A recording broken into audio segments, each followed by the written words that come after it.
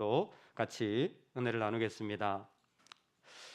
제가 기억하는 재미있는 가정에 대한 유머 가운데 하나가, 어느 날 시어머니가 밤에 물을 마시러 거실에 나왔는데 방에 있는 아들네 부부의 이야기 소리가 들리는 거예요. 며느리가 아들에게 묻는 것 같아요. 여보, 당신은 세상에서 누가 제일 좋아? 그랬더니 그런 여우 같은 질문에 아들이 바보같이 대답하죠. 세상에서 당신이 제일 좋아. 정답입니다.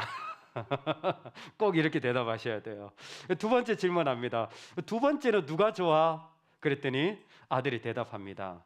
당연히 우리 집 강아지지. 키우는 강아지. 세 번째는 누가 좋아? 신난 거예요, 부인이. 그랬더니 난 우리 딸이 너무 좋아. 강아지가 2번이고 딸이 3번입니다. 그러면 네 번째는 누구야? 그랬더니 당연히 우리 장모님이지. 마지막으로 한 번 더 물어요. 그러면 다섯 번째는 누구야? 우리 엄마.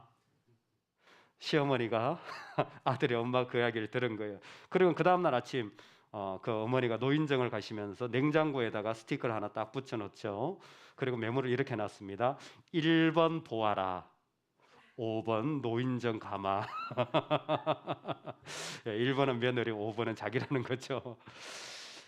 어제 제 아내가 제 어머니한테 전화를 걸었다고 하더군요. 그러면서 이렇게 얘기했답니다. 어머니, 세상에서 가장 멋진 아들을 낳아주셔서 감사합니다. 이야, 정말 너무 완벽한 질문 아니에요? 저희 어머니가 그랬더니 이렇게 대답했답니다. 그래, 네 말이 맞다. 우리 아들이 최고지. 역시 우리 어머니다운 대답이라고 생각이 들었습니다. 참 가정마다 살아가는 모습이 다 다르죠. 구약에는 이런 삶의 모습을 613개의 율법으로 정해놨습니다. 공교롭게도 그 중에 365개가 이건 하지 마라 라는 당부고, 나머지는 이것을 하라는 명령입니다. 그런데 오늘 말씀에 613개 중에 제일 첫 번째 되는 계명이 있는데, 그게 뭐냐면 부모를 공경하라는 계명이라고 말씀하시는 거예요. 참 놀라운 말씀이 아닐 수가 없습니다. 얼마나 소중한 율법으로 지켜야 될 일들이 많은데 왜 가정에서 부모님과의 관계를 1번이라고 말할까요? 관계로 치자면 얼마나 많은 관계가 있습니까? 그렇죠? 부부 관계도 있을 것이고, 또 주변에 나가서 사회생활 속에서 살아가는 관계들이 얼마나 많습니까? 근데 하나님은 부모님과의 이 관계를 1번으로 치십니다. 왜냐하면 여러분, 하나님이 하나님으로 우리를 만나실 때, 즉 이 땅에 임하실 때에 그 중간에 사이, between이라고 하죠. 마틴 부버라는 사람의 개념으로 하면 I and you입니다. 나와 당신 사이, 그것을 이어주는 곳이 있는데 바로 그것이 가정과 교회라는 거예요. 하늘과 땅이 맞닿을 수 있는 자리로 하나님은 이 땅에 가정과 교회를 허락하신 거예요. 그리고 그곳에 있는 모습이 이 땅에서 하나님의 모습을 드러내는 중요한 키포인트가 된다는 것입니다.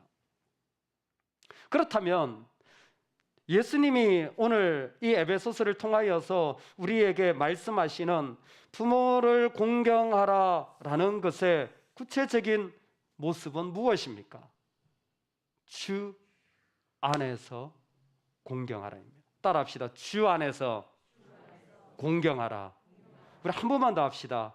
주님 때문에 부모님을 공경합니다. 우리 한 번만 더 합시다. 주님의 가치와 부모님의 가치가 동일합니다. 여러분, 지금 그 얘기예요. 주 안에서 공경하라는 것은 하나님의 가치를, 즉 예수 그리스도의 가치를 소중히 여기는 자들이 있다면 그 사람들은 어떤 모습으로? 이 땅에서 그 주님의 가치와 동일한 마음으로 만날 대상이 있는데 그게 부모라는 거예요. 놀랍게도 공경이라는 말은 경외라는 말입니다. 하나님을 경외하라 할 때라는 말과 부모님을 공경하라 할 때의 말이 동일해요. 이것은 하나님과 부모님 외에 다른 곳엔 절대 사용되지 않는 단어입니다. 하나님은 그만큼 이 땅에서 부모님을 대하는 태도가 중요하다고 말합니다. 그렇다면 아니 왜 그렇게 하나님은 이 부분을 강조하시는 겁니까? 마치 하나님처럼이라고 말하는 이런 강력한 문구를 왜 이곳에 두시는 겁니까? 이유가 있습니다. 여러분, 이 땅에서요, 우리가 조건 없이 누군가를 존중하고 가치롭게 여기는 대상으로 가장 쉬운 사람이 부모님입니다. 세상의 어떤 사람보다 부모님은 어떤 조건도 없이 그 자체로 존중할 수 있는 대상이에요. 가장 쉬운 대상이 부모님입니다. 하나님이 우리에게 주신 대상, 수많은 사람 중에 부모님은 하나님이 주신 대상으로 존중하기 가장 쉽습니다. 이 일을 통하여서 우리는 하나 배워가는 것이 있는데 그게 뭐냐면 나보다 위에 계신 하나님을 배울 뿐만이 아니라 나보다 위에 계신 존재가 있다라는 것을 인정하기 시작하는 거예요. 이게 질서라는 겁니다. 하나님의 세계에는 질서가 있어요. 하나님의 세계에는 질서가 있습니다. 그래서 우리는 절대로 하나님을 나처럼 쉽게 대하면 안 돼요. 그게 우상숭배예요. 하나님을 함부로 말해서도 안 됩니다. 왜? 하나님은 소중한 분이기 때문에. 근데 그런 모습으로 우리가 대하며 살아가야 되는 게 우리예요. 누구를? 옆에 있는 사람들을. 근데 잘 안 되잖아요. 누구부터 시작하라? 가장 내가 할 수 있는 대상에 나를 낳아주신, 나를 보살펴 주시는, 무조건적으로 사랑해 주는 부모님을 향하여 위에 있는 존재가 있다라는 것을 배워가라는 거예요. 이 땅에 그러한 질서를 세워가라는 것입니다. 우리는 이 땅에 하나님을 믿는 사람으로 나보다 더 소중한 존재가 있다라는 것을 믿는 크리스찬들입니다. 하나님을 믿는다라고 하는 것은 나보다 더 크시고 나보다 더 능력 있으시고 나보다 더 놀라운 존재가 있다는 것을 인정하는 자들이 크리스찬들이에요. 그 믿음은 하늘의 가치일 뿐만 아니라 이 땅에 그분이 소중하게 여겨서 자신의 형상으로 만들어 놓은 이 존재들을 섬겨나가라고 우리한테 말씀해 주시는 거예요. 그래서요, 부모를 공경하라는 것은 1부터 4계명까지 하나님에 대한 이야기를 빼고 사람에 대한 이야기가 시작되는 첫 번째 자리에 있습니다. 그 다음 시작되는 게 뭔 줄 아세요? 부모를 공경하라. 그 다음에 뭐냐면 살인하지 마라, 간음하지 마라, 도둑질하지 마라. 이게 뭐냐면 전부 다 하나님이 만드신 하나님의 형상을 손상시키지 말라는 거예요. 너 욕심으로 무너뜨리지 말라는 거예요. 여러분, 우리 자녀를요, 내가 무너뜨리면 안 됩니다. 할렐루야. 내 거 아니에요. 하나님의 것이에요. 여러분, 나하고 같이 일하는 동료를요, 내가 무너뜨리면 안 돼요. 왜? 하나님의 가치예요. 그 사람 안 믿든지 상관없어요. 그 사람이 불교든지 그 사람이 무슬림인데 상관없어요. 하나님은 이 세상의 모든 존재를 하나님의 형상으로 만드셨습니다. 우리는 소중하게 여겨야 돼요. 근데 그게 쉽지 않아요. 만만치 않습니다. 여러분, 상사를 소중하게 여길 수 있으시겠습니까? 정말 귀하고 존중하실 수 있으시겠어요? 내가 돈을 갚아야 될 대상 소중하게 여길 수 있겠어요? 여러분, 나를 모함하는 자들을 소중하게 여기실 수 있겠어요? 나를 그렇게 미워하는 자를 소중히 여기실 수 있겠어요? 쉽지 않아요. 어디부터 시작하라? 부모님부터 시작하라. 놀랍게도 성경에서 부모님을 공경하라라는 공경의 의미는 4가지 의미가 포함되어 있습니다. 부모와의 관계에서 공경은 4가지예요. 첫 번째가 뭐냐면 사랑하라는 것입니다. 즉 마음으로 부모님께 다가가라는 거예요. 마음으로. 두 번째는 뭐냐면 마음으로 다가갈 뿐만 아니라 존경하라, 우러러 보라는 거예요. 그냥 맘먹으면 안 됩니다. 부모님과. 할렐루야. 부모님과 맘먹으면 안 돼요. 안 된다니까요. 안 된다니까요. 존경, 우러러 봐야 돼요. 세 번째가 뭔지 아세요? 노후를 보장하라는 거예요. 노후를 보장하라는 거예요. 네 번째가 뭔지 아세요?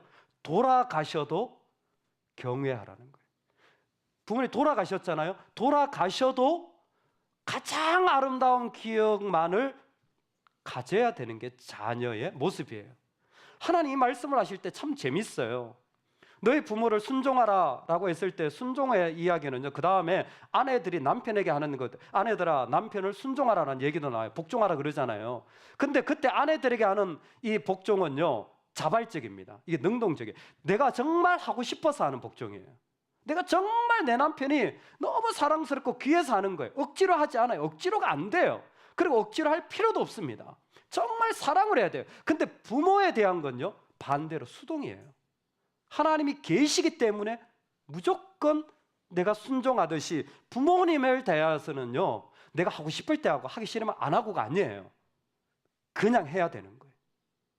부모님이 계시다면 그분을 사랑하고 그분을 우러러보고 그분의 노년을 책임지고 그리고 그분의 사후까지도 마땅히 감당하는 것이 자녀의 의무라는 것입니다.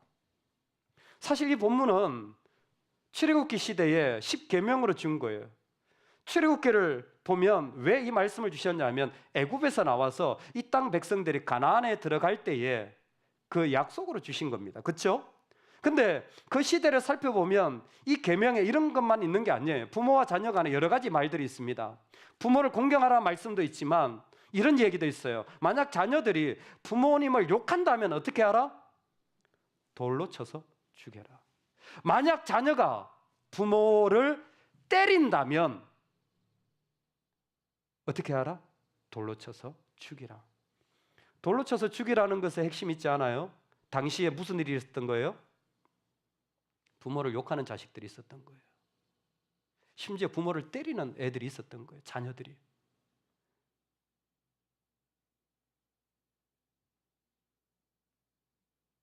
(2018년) 현재 부모님들이 학대를 당하고 있는 퍼센테이지를 조사해 보니까 38%가 아들에 의하여 구타당하는 부모들이 있어요. 부모들이 자기 아들한테 구타를 당한 거예요. 근데 그 아들들을 분석해 보니까 48% 정도가 40, 50대 분들이에요. 남자분들. 아들! 그 시대나 이 시대나 일어나지 않아야 될 일들이 있었던 거예요. 하나님 너무 가슴이 아프신 거예요. 특히 더 중요한 건 제가 출애굽기를 연구하면서 보면 그때 내 부모를 공경하라 했을 때는요, 출애굽 세대는요 대충 30대부터 50대입니다. 출애굽 세대 자체가 그래요. 근데 여기 에베소서에서 자녀들아라고 했을 때는 연령이 낮아져요. 여기에 자녀들은 테크나에서 10대 애들이 10대부터 이제 가르쳐야 된다는 거예요. 왜? 심각한 문제들이 일어나기 시작한 거예요. 출애굽기에서부터 왜 이 이야기를 했을까요? 그때 배경은 이런 겁니다. 여러분 30대, 40대가 출애굽을 했잖아요. 그 광야 생활을 하잖아요. 얼마나 힘들어요. 그런데 나이가 드신 부모님을 모시고 다니는 게 쉽지가 않은 거예요. 특히 그 가운데 부모를 공경하라는 이유는 뭐냐면 나이 드신 부모님은 경제적 가치가 없어지는 거예요. 참 비극적이고 아프게도 경제적 가치가 없어지는 거예요.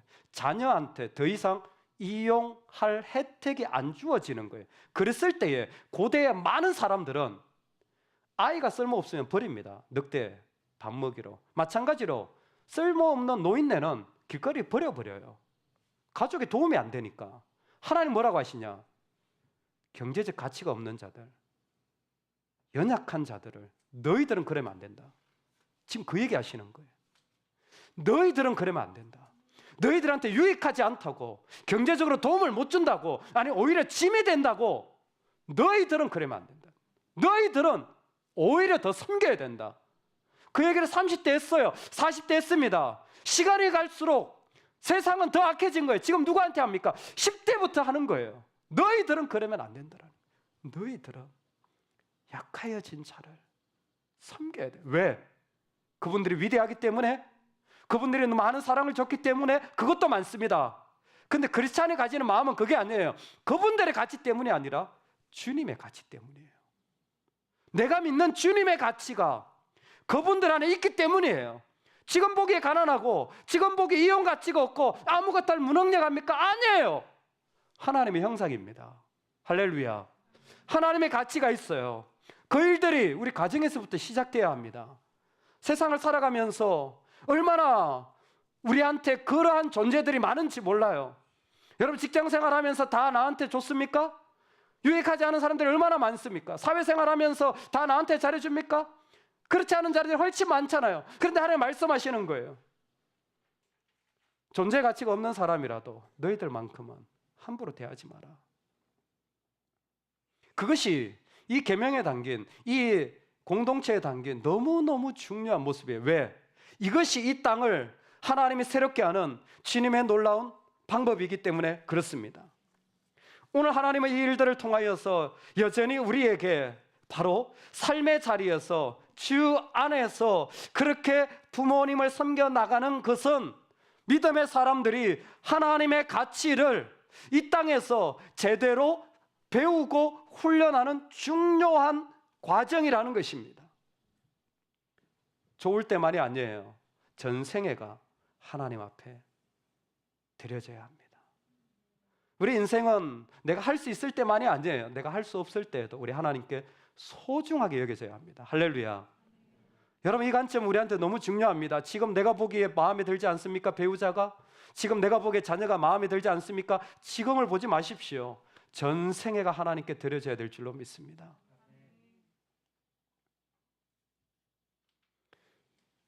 현재 우리나라는 전 세계 어느 나라와 다른 상황 가운데 있습니다. 2025년이면 노인 인구 65세 이상입니다. 지금부터 4년 뒤면 전체 인구의 20%가 되는 나라입니다. 즉 5명 중에 한 분이 노인이 되시는 거예요. 그런데 놀랍게도 2025년에서 2030년 8년, 9년, 7년 뒤, 지금부터 7년, 8년이 지나면서부터 이 퍼센테이지는 급격하게 달라져서 25%로 뛰게 됩니다. 5명 중 한 분이 노인이 된 것이 4명 중 한 분이 되는 사회가 이제 7년 뒤면 시작되는 게 한국 사회입니다. 상상을 초월할 정도로 급격한 노인화가 이루어지는 것이 지금 우리가 살아가는 이 시대예요. 다른 나라와 비교해 보면 너무나 분명합니다. 각 나라마다 노인 인구가 증가하는 증가율에 대한 퍼센테이지가 다 통계가 나와 있더라고요. 미국 1년에 노인이 증가하는 비율이 1%랍니다. 뭐 증가하는지 안 하는지 거의 모를 정도죠. 1%. 영국 3%, 캐나다 4%. 그나마 일본이 노인이 많은 나라라고 치잖아요. 일본이 노인이 많아지는 그 증가율이 7%입니다. 미국이 1%인데 일본은 7%예요. 우리나라는 14%예요. 상상할 수 없을 정도로 급격하게 노인화가 이루어지는 거예요. 급격하게 갑자기 사회에 전부 다 어르신들이 많아지는 게 지금 우리가 살아가는 7년 안에 이루어지는 모습인 거예요. 안타까운 것은 그런 65세 이상을 분석해 봤더니 49.8%가 빈곤 상태라는 거예요. 즉 스스로 내 생활을 영위할 수 없는 상태라는 거예요. 2분 중에 한 분은 어르신 중에 자녀가 돕거나 아니면 외부적인 도움이 없으면 생활이 안 되는 게 현재 상태라는 것입니다. 저는 개인적으로 공부를 끝내고 한국에 와서 지인의 부탁으로, 지인 목사님 어머님이 계시는데 그분이 미국 계셔서 좀 방문해 달라고 해서 한국의 요양원을 16년 전에 처음 방문했었습니다. 그때 제가 너무 충격을 받았어요. 시멘트 바닥 위에 그 병원 침대를요 쫙 깔아놓고 어르신들이 한 분씩 누워 계신 거예요. 저는 그런 광경을 본 적이 없어요. 근데 저 끝에는 아예 손을 묶어 놓으셨어요. 한 분 한 분이 침대에 누워가지고 죽으실 날만 기다리고 계신 거예요. 세상에 이게 뭐하는, 왜 이렇게 해놨지? 제가 관심이 있어서 미국에 있을 때에도 요양원을 몇 군데 방문한 적이 있습니다. 이 개념 자체가 다른 것 같아요. 미국 사람들은요, 요양원 들어간다면요, 기본적으로 집을 옮긴다는 이사 개념이 강해요. 내가 나중에 죽을 그런 마을, 타운으로 들어간다라는 개념을 하고 요양원에 들어가요. 집을 옮기는 개념이에요. 제가 일본 선교 가서도요, 일본의 요양원을 가봤습니다. 여러분, 최소한 일본도요, 자기 방은 줍니다. 어르신들 요양원 들어가요. 자기 방을 줘요. 그 방을 왜 주냐? 그 방에는요, 그분이 쓰셨던 물건을 그대로 다 가져와요. 원하면 자기 침대도 가져오고 가구도 가져오고 자기 물건 그대로 있어요. 즉 집어 못 옮기더라도 내가 내 생활 정도는 그대로 똑같이 할 수 있도록 해놓은 거예요. 저는 이렇게 침대만 깔아놓고 사람이 죽을 날을 기다리는 걸, 아니 어떻게 이런 생각을 했지라는 게 너무 충격적이었어요. 제가 어릴 적에 저희 할머님이 치매로 마지막에 돌아가셨는데, 저희 바로 옆집에 큰 집이 있었는데 큰어머님이 그 아이를 키우면서 또 농사일을 지으면서 밥을 하면서 치매 걸리신 할머니를 돌보시기 힘드셨던 거예요. 나중에는 정말 할머니가 치매 걸리시니까 이게 막 그냥 나가시는 거예요. 나가시면 그 할머니를 찾으러 막 온 산으로 돌로 막, 저도 고등학교 때 찾으라는 게 일이었어요. 할머니 나가시면 뭐 어디를 길을 잃어버리시니까 못 들어오시는 거죠. 그러면 뭐 찾으러 다니는 거예요. 보통 일이 아닌 거예요. 그게 정말 보통 일이에요. 그래서 나중에 보니까 어떻게 하시냐면, 저희 큰어머님이요, 방에다가 할머니를 넣어놓으시고 문을 밖에서 잠가버렸어요. 제가 그때 막, 아니 어떻게 사람을 가다 놓냐고. 고등학생인 제가, 이거 또 고등학생 때 혈기가 있잖아요. 어떻게 할머니를 차라리 그게 더 인간적이에요. 지금보다, 제 생각에는. 왜? 가족이라도 같이 있잖아요. 때가 되면 내 애 얼굴이라도 보잖아요. 지금은 그럴 수 없습니다. 그러면 우리 가정들이 다 섬길 수 있느냐? 아니요. 현대 가정은요, 옛날이랑 달라요. 그런 어르신을 섬길 스킬도 없을 뿐만이 아니라 그것을 감당할 만한 삶의 구조 자체가, 이 아파트 문화가 잘 되어지질 않는 거예요. 그냥 방에 갖다 놓는 것밖에는 할 수 없는 시스템이에요. 여러분, 제가 지금 무슨 얘기를 하냐면요, 제일 큰 아픔이 우리 사회에 드러나는 부분이 바로 이 말씀과 관련된 부모를 공경하라는 부분이 곧 다가온다라는 것입니다. 가정마다 고민하지 않는 가정이 없을 정도예요. 요양원에 5등급을 받으셔서 들어가시면 자녀가 감당해야 될 최소 비용은 68만 얼마입니다. 기본적으로 70만 원 정도 들어가죠. 그리고 식비와 등등을 하면 한 100만 원 정도는 기본적으로 들어갑니다. 많은 성도님들이 결코 만만치 않아 하세요. 조금 자기 방이라도 있는 곳으로 가려면 150만 원 정도는 한 달에 넣어드려야 됩니다. 그 외에 용돈은 따로지요. 결코 어떤 현대 가정도 형제들이 있더라도 그런 돈을 마련하는 게 구조적으로 쉽지 않은 때입니다. 근데 제가 일본에 갔을 때 그 요르코비노 교회 고토 목사님이 그 요양원을 하시는 것을 보면서 제가 여쭤봤어요. 목사님, 아니 그 교회가 왜 요양원을 하십니까? 많은 사역이 있을 텐데. 그랬더니 그분이 그렇게 얘기를 하시더라고요. 교회에서 평생 집사님, 권사님, 장로님으로 섬겼으면 교회에서 마지막도 책임져야 되지 않겠습니까? 왜 젊을 땐 교회 봉사하다가 나이가 드시면 자녀들한테 떠넘깁니까? 교회가 책임져야 된다고 생각합니다. 제 마음에 품게 된 비전입니다. 그래야지. 젊을 때 주님을 위해 충성하다가 연세가 드시면 자녀들이 감당 못하더라도 교회는 감당해 줘야지. 그 부모가 어떤 모습이건 자녀들이 감당할 수 없다면 공동체가 함께 섬기는 것이 옳지 않은가? 그게 교회가 하늘과 땅 사이에서 해야 할 역할이 아닐까? 제일 가슴 아픈 건 얼마 전에 제가 갔던 요양원입니다. 365일 예배가 한 번도 없어요. 365일 예배가 한 번도 없어요.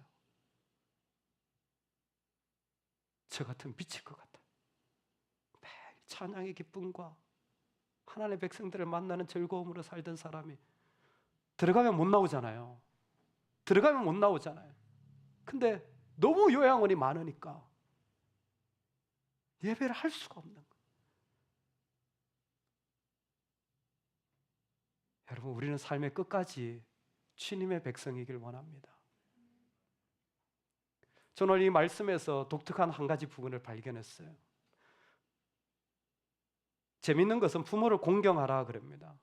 그런데 말씀해 보니까 네가 부모를 잘 공경하면 이로써 네가 잘 되고 땅에서 장수하리라.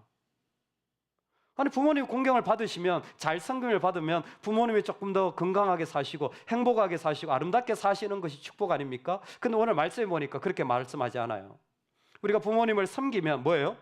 섬기는 그 자녀가 땅에서 잘 되고 장수할 것이라는 겁니다. 여러분, 이것은 다시 한번 출애굽의 배경이 필요합니다. 출애굽한 이스라엘 백성들이 가나안 땅에 들어갈 때 그들이 받은 것은 언약의 약속입니다. 그리고 약속의 정표로 땅을 받은 거예요. 그것이 무엇이냐면 그들에게 땅이 있다라는 것은, 이 땅에 산다라는 것은 바로 그 언약의 약속을 성취하고 배우고 그 길을 따라간다라는 거예요. 요즘 우리 말로 하면 내가 부모님을 섬긴다라는 것은 하나님이 우리가 살아가는 삶의 자리에 그 자녀를 뭐예요? 믿음의 자리, 하나님을 알아가는 자리로 세워가신다라는 겁니다. 그 땅에서 말씀을 가르칠 기회를 줄 구약의 모습이 오늘 우리에게도 그대로 이루어져서, 여러분, 내가 정말 내 자녀를 정말 믿음 있는 아름다운 하나님의 사람으로 세우고 싶다면 비법이 있다라는 거예요. 뭐예요?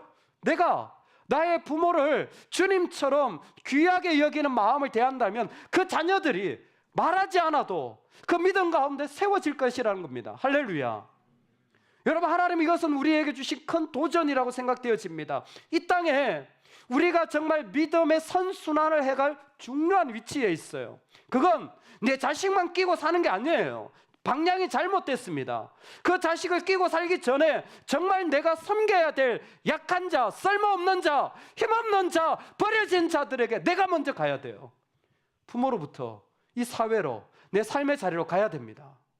그것이 우리의 부르심이고 우리의 자리인 줄로 믿어요. 그럴 때 하나님은 우리 살아가는 자리 속에서 그 자녀들에게 믿음이 뭔지, 주님이 누구신지, 하나님은 어떤 분이신지를 알고 배워가게 해주신다라는.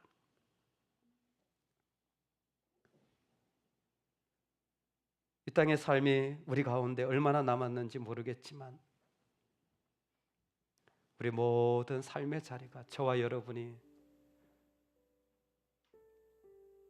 잘 내 힘으로 할 수 있는 때나 없는 때나 주님을 끝까지 예배할 수 있으면 좋겠습니다. 한 가지 소망은 모든 성도님들이 그 삶의 마지막 순간까지 하나님을 예배하시다가 주님 앞에 가시면 좋겠어요.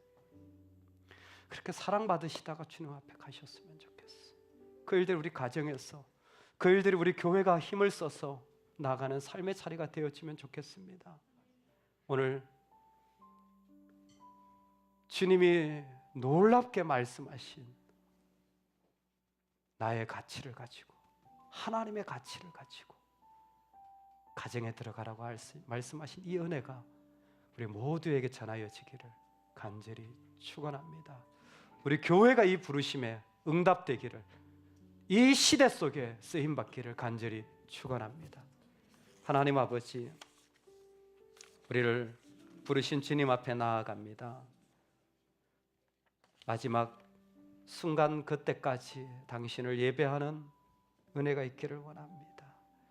하나님을 사랑하다가 그 기쁨 누리다가 주님 앞에 부름받는 인생 되게 하여 주옵소서.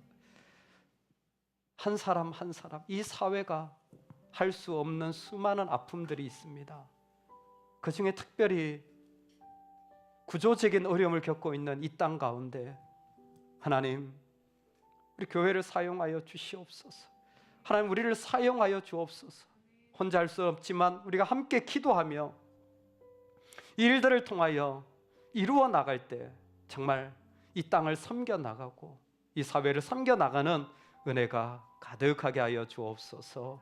예수님의 이름으로 기도드립니다. 아멘.